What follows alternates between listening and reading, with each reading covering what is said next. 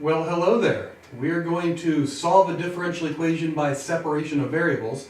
So I've got a differential equation here, solve dy dt equals 3y.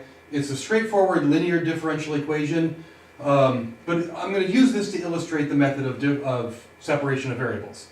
So let's think of it this way.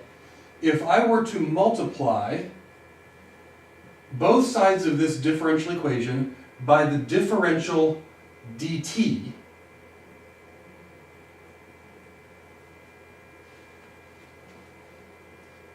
and then I can move things around a little bit. I'm going to move this y over.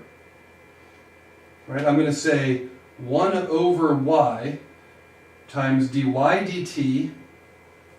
dt equals 3 dt.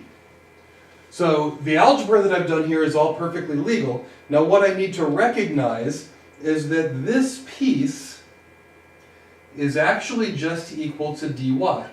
If we just think about the chain rule, that really is just the chain rule in disguise.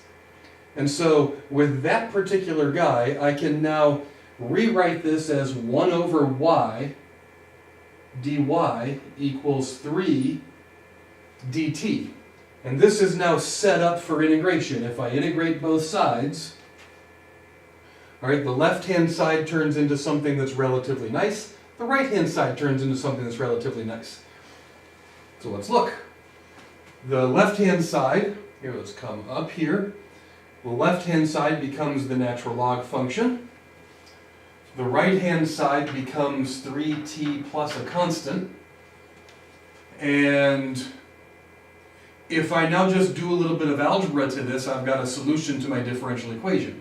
So if I exponentiate both sides, I return a y on the left-hand side and I get an e to the 3t plus c on the right-hand side. Using some properties of exponents, you recognize that since I have a sum in this exponent, I can break this into two different pieces. And then we play the standard little trick that mathematicians play. E to a constant is just some other constant.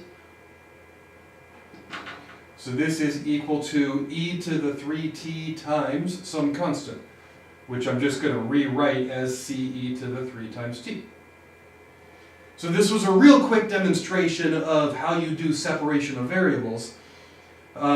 Sometimes this integration right here is rather challenging. Sometimes it's not so bad. In this case, not so bad.